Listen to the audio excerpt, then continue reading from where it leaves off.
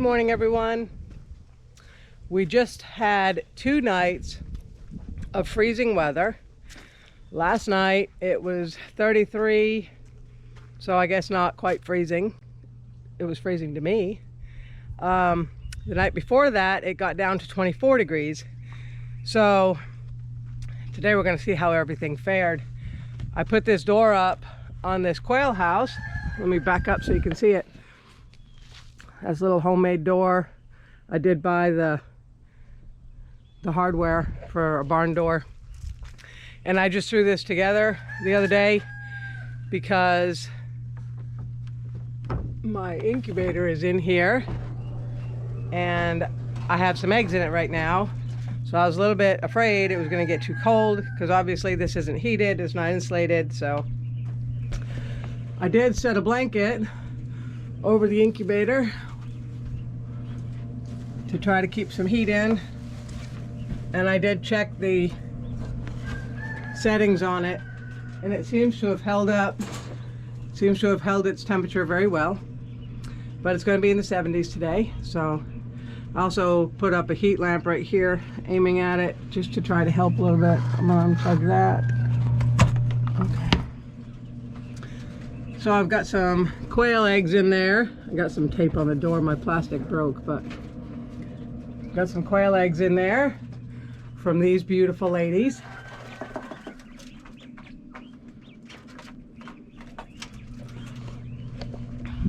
So the incubator held up well to the freezing temperatures. And now for the garden. Now I knew we could get a frost now in March. Last year we had a light frost on March 27th. So I was expecting a light frost. I wasn't expecting it to get as cold as it did. And so the first thing I did was I took my seedlings out of this little greenhouse that we made. So all the seedlings went back in the bedroom, unfortunately. And we picked up this olive tree down at the local greenhouse. And if you can see here, I don't know if you can see it, it's very bright in here, but it had a bunch of flower buds or olive buds and they're all brown now. So I don't know if those are gonna come back, make some more. I don't know what's gonna happen with that, but I'll be bringing my seedlings up here and putting them back in there. We had started to dig this hole for the olive tree. I'm gonna put it up here right at the beginning of the orchard. There's where you come in. So we were gonna put it right here. We dug a 9x9, added some compost and some azomite. And the ground was a little bit too heavy to till. You can only dig down about, I don't know, 3 or 4 inches. So we wanted it to rain so we could try to dig it some more. And then we got that freeze, so I put the olive tree in the greenhouse to hopefully protect it. So hopefully today we're gonna get that olive tree in the ground. Now for the garden, I did cover. These are my the first row of potatoes I put in. We still haven't planted the other ones. We're still waiting for those to come in the mail. Potatoes around here are always planted on February 14th. Now I haven't looked at these yet, so I have no idea what's going on. But I put this frost blanket over them, hoping that it would protect them. And so I'm gonna take this frost blanket off now and see what's going on underneath there. Hopefully they survived. I can see some leaves up at the top there, so hopefully they didn't totally die down. But let me get this cover off and we'll see what's going on.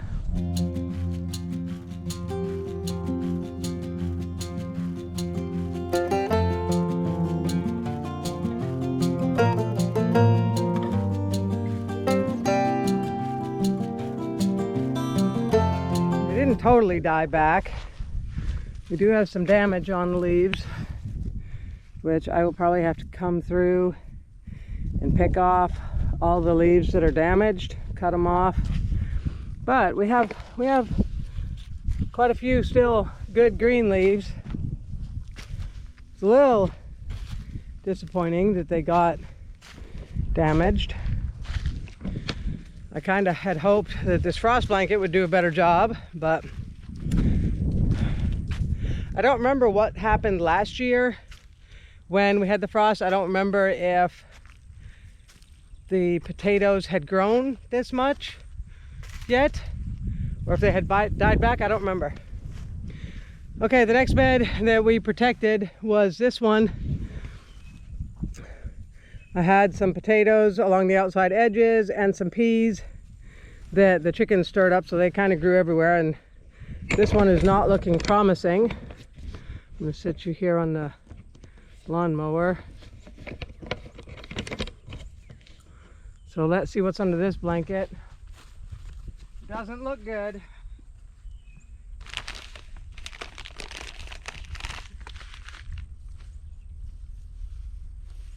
Oh boy.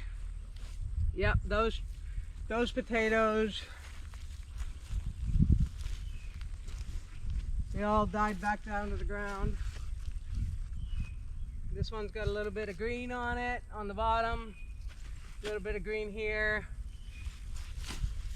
Some of the peas look all right. I think they'll pop out of it. But yeah, it's a little bit disappointing on that one. The frost blanket doesn't seem to have helped these much at all. There's some green stem, but all the leaves have died back.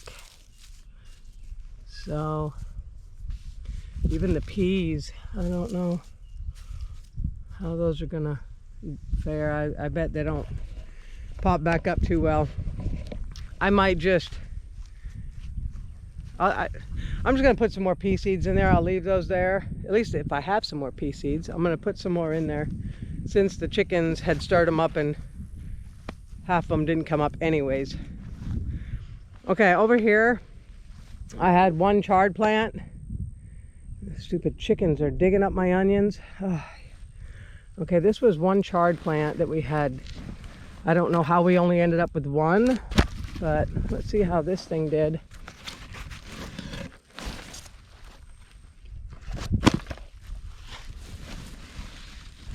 Oh, looky there. Okay, so the chard did fabulous. A little bit of damage on that outer leaf, but other than that, that looks great.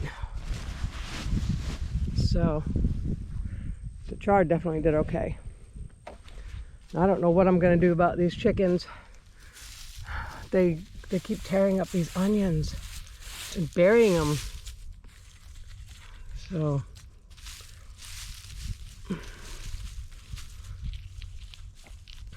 jeez.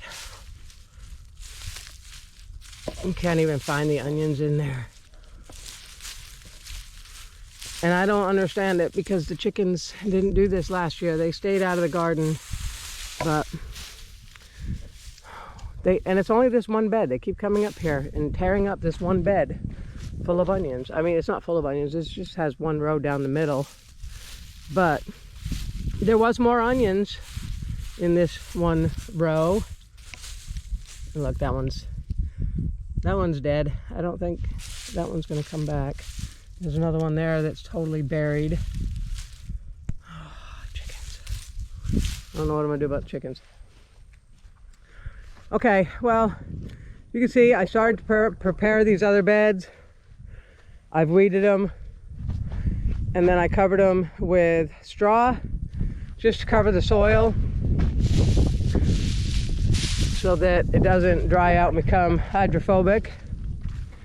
Over here I had some beets. They did not survive that frost. I didn't cover these. I thought they would do better than they did, but I think they'll be okay. There's some little leaves there that are nice and perky. There's one right there. There's one over there, and one, so there's a couple of perky leaves there. But these all needed to be replanted anyways because this whole bed was supposed to be beets, and those young chickens came up here and scratched it all up. So as you can see, I have beets over there, and And then there's one right there. Lettuce also did not cover because it's a cold weather crop, and you can see there's some damage on there that will have to be cut off, but the lettuce should be fine. The asparagus, well, we got some spears that definitely didn't survive. There's one there, fell over and died. But we have some new spears coming up. So, there it is. There's one over there. So the asparagus is fine. And as you can see, that's where I stopped with the weeding and adding the straw, and haven't got to this point yet. So all of these beds still need to be weeded and have compost added to them and then covered up. Oh my God, if the camera just jumped or shook, that's because Tiny just scared the bejesus out of me. What are you doing, Tiny? I think he found a mouse or something, because he was sitting and then all of a sudden he jumped after something. Anyways, these beds are totally full of weeds. So yeah, I need to get back to this and get everything all weeded out. Look at the grass growing in that one. Oh, it's terrible. I should have taken care of it in the fall, but we didn't. Okay, this bed is the strawberries, which did not survive the fall last year. There was a few left, which I'm not too worried about because they will spread again. But I think this bed needs some compost and some fertilizer put in it, maybe some blood meal. But they had some flowers and some fruit on them. That's why I covered them up. Oh, and those look really good. Those look good. Of course, there's nowhere near enough of them in there. Let's see if there's any berries left. No, it doesn't look like the berries. I don't know, they might. I think they're dried up though. They hadn't ripened yet, they just put on, so. But what's left of the strawberries looks good. Okay, moving on. Down here we have the carrots, lettuce, and a couple more onions. I didn't cover this bed because it's been growing all winter by itself, so everything here looks fine. My celery is not getting very big though. I think, again, this is one of those beds that just didn't have enough compost in it. So, yeah, everything's kind of stunted. It's not getting very big. Celery, which I'm just happy to see that celery will grow. And then we've got some onions in here that probably need some blood meal for some nitrogen. And the lettuce is starting to bolt, I guess, because it's getting very tall. We need to pull that lettuce out now since we have lettuce growing down there. Ooh, dizzy. Moving around too fast, getting lightheaded. Okay, now these pear trees flowered out, and if you can see up there, there's a bunch of dead leaves right there, and there's some up there that are dead, and over there there's quite a few dead ones up top. Even on this one there's some dead leaves right up in there. What I did for the pear trees, not last night because it only got down to 33, but the night before when it got down to 24, was I turned my sprinkler on and I had it rotating just in these trees right here. And when I got up in the morning, I wish I had gotten a picture of it, but I didn't. But when I got up in the morning, they were totally covered in ice. It looked like some ice wonderland. They were totally covered in ice. They had long spikes of ice, like probably 8 inches long, hanging off them. And the reason I did that is because in my research, I found that it's supposed to help to save the blossoms. And because these blossom out so early, I was really hoping to save them and get some pears this year. Now I can still see some blossoms up top where the water didn't hit. So we will see when these produce, we'll see if watering them through the freeze actually did any good. If we get pears down the bottom but not up at the top, we'll know it worked. If we get pears on the top and the bottom, then I guess it doesn't really matter if you put water on them or not. So I think that's about it. That's all we had growing. We've got some chives over there, which they're an onion from the allium family, so they survived the cold. And they are flowering out this year because they've been going since last year, so they got some nice pretty flowers on them.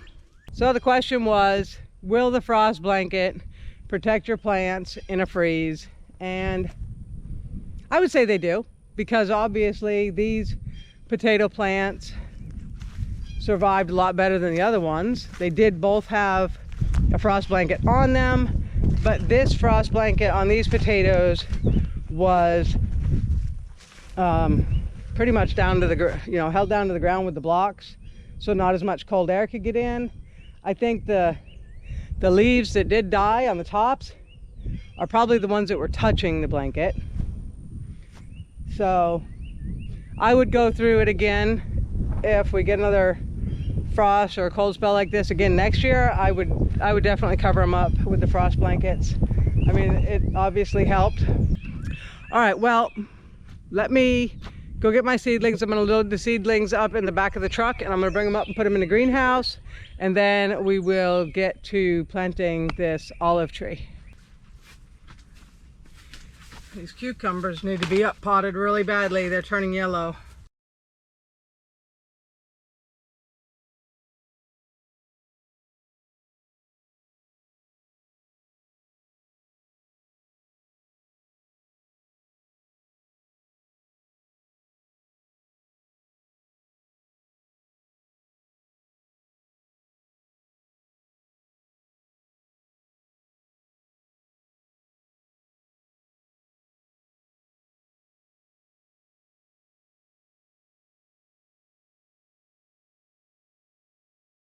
I'm gonna get a hold of Eddie now, and we're gonna till up the spot for the olive tree and get this olive in the ground where it belongs. It does not belong in a greenhouse. It belongs in the ground, making olives. And for any of you that are wondering, I hate olives. Hate them with a passion. But Eddie and Mikey love olives, so that's why I bought the olive tree, because I love to give them the foods that they like. So I will be, when we get olives, I don't know if it'll be this year or next year or never, but if and when we get olives, I'm going to preserve them, or I don't know if you call it preserving. You have to actually put them in a brine for months before they're actually ready to eat. So I'll be doing that with the first olives that we get, so that Eddie and Mikey can have some. And then actually I think Ocean might like olives too. I think I'm the only one that doesn't like them. But I would love to try to make olive oil, but that probably won't happen for years, because for one, I need the olive tree to survive. And for two, I think the olive tree needs to get really big and put on a lot of olives to try that. I haven't looked it up to see how many olives you need to make oil, but it would be really fun if you could make your own oil. I don't even know if it's possible. Like I said, I haven't looked it up. So, okay, I'm going to get Eddie and we're gonna work on the olive tree.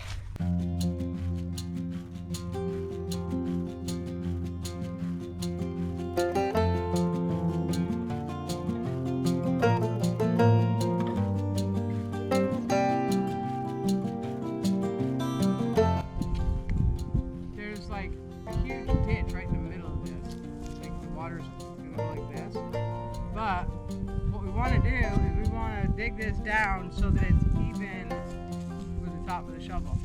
That's how deep the pot is. We don't want to go any deeper than that right there. But what are we going to do about the fact that it's lower in the middle? Well, I was going to use a shovel and level it out.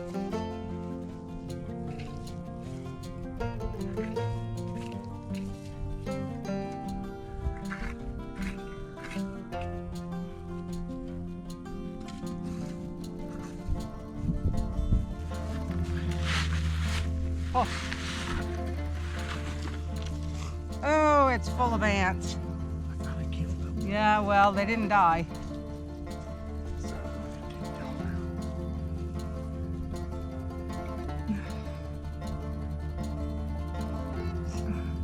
out. Shovel. Oh, Make it bigger around. yeah, make it a little bit bigger around. Just down in here, not up at the top. Because these roots that are going around in a circle, I need to loosen them up so that they'll go down and out, not around. Sorry. I always wanted to beat you up. Why not do it with an olive tree? Because isn't olive tree supposed to be like symbol of friendship or something? Okay, you ready? Because then by the time it waters down in, it's gonna fall. That's perfect.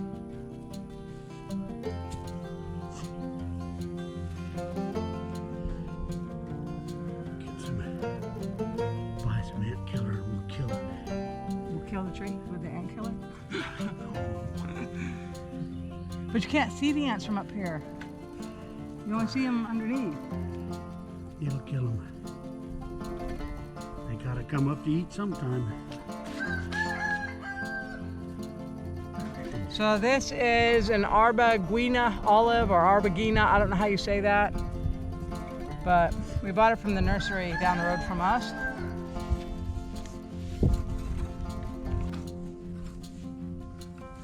Is the water running? Yeah. Well, there we go, guys. Our first olive tree. Whether or not we'll get another one, I don't know. But I was noticing while Eddie was tilling that, you know, I showed you that all these buds are brown and dead. But I noticed there was a couple that were green. Like, there's some that are somewhat green. I don't know if you guys can see it because they're so small, but there are a few here and there that are green. So